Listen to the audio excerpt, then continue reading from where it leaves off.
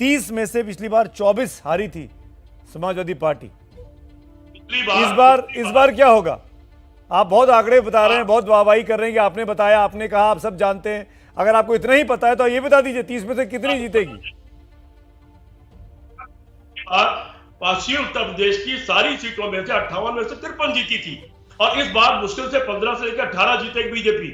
यही आंकड़ा अब आपको पूरे उत्तर प्रदेश देखने को मिलेगा। ठीक है, राकेश त्रिपाठी जवाब दीजिए। मौर्य साहब मैं आ रहा हूं। देखिए, एक तो सबसे पहले मैं सुमित जी ये कह दूं, सीपी राय साहब की राय को इंडिपेंडेंट राय नहीं माना जाना चाहिए। सीपी राय साहब समाजवादी पार्टी के लंबे समय तक नेता रहे हैं। स्वयं उन्होंने महासचिव के तौर पर अपने आप को स्वीकार किया है, पीएसपीएल के प्रवक्ता के तौर पर डिबेट करते रहे हैं, इसलिए उनका स्वाभाविक झुकाव समाजवादी पार्टी के तौर पर है, इसलिए उनकी राय इंडिपेंडेंट राय नहीं है, पहली बात। दूसरी बात, देखिए, करहल में नामांकन दाखिल करते समय अखिलेश यादव जी ने कहा था कि अब मैं 10 मार्च के परिणाम के बाद आऊंगा, लेकिन क्या हुआ? अखिलेश यादव जी को बार बार आना पड़ रहा है। अभय राम यादव जी कभी भी चुनाव प्रचार के लिए नहीं निकले, ये करहल के सारे लोग जानते हैं। परिवार के कैसे सदस्य थे जो गैर राजनीतिक रहे हैं अपने आप को, लेकिन इस बार अभय राम यादव जी को भी चुनाव प्रचार के लिए निकलना पड़ा है, घर घर जाकर के वोट मांग रहे हैं। शिवपाल सिंह यादव का जिस तरह का अपमान अखिलेश यादव जी ने किया है, शिवपाल यादव के तमाम वेल विशर आज एसपी सिंह बघेल जी के साथ घूम रहे हैं, उनके साथ आज कैंपेन कर रहे हैं। वास्तविकता में जो यादव परिवार है, उस परिवार के भीतर भयंकर फूट है। उनके परिवार के कई सदस्यों ने भारतीय जनता पार्टी को ज्वाइन कर लिया है।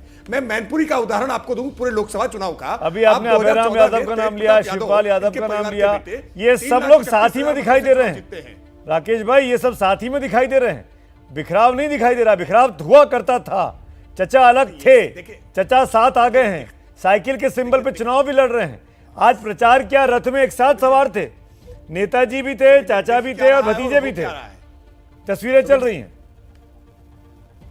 सुमित जी, दिख क्या रहा है और हो क्या रहा है? मुझे लगता है कई बार दिखता कुछ और है, होता कुछ और है। इसको समझे जाने की आवश्यकता है, बिटवीन द लाइंस मैसेज समझे जाने की आवश्यकता है। देखिए, मुलायम सिंह यादव का आज करहल में जाना, मैं तो पूछूंगा आज कि भाई मुलायम सिंह जी और किन किन सीटों पर चुनाव प्रचार करने के लिए गए हैं? अपने बेटे की इज्जत बचाने के लिए सारी ताकत झोंकी है पूरे परिवार ने। सांसद है भाई, लेकिन उसके बावजूद परिवार के मैनपुरी के सांसद भी तो हैं। अगर वो नहीं आते तो आप ये कह देते कि अपने बेटे के प्रचार में नहीं आए, परिवार में बिखराव है, टूट है।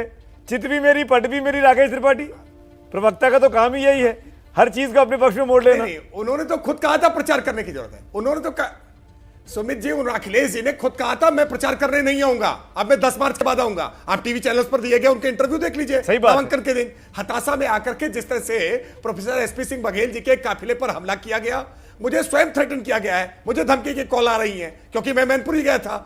मैनपुरी जाने वाले भारतीय जनता पार्टी के कार्यकर्ता, ये तो बड़ी बात आप कह रहे हैं।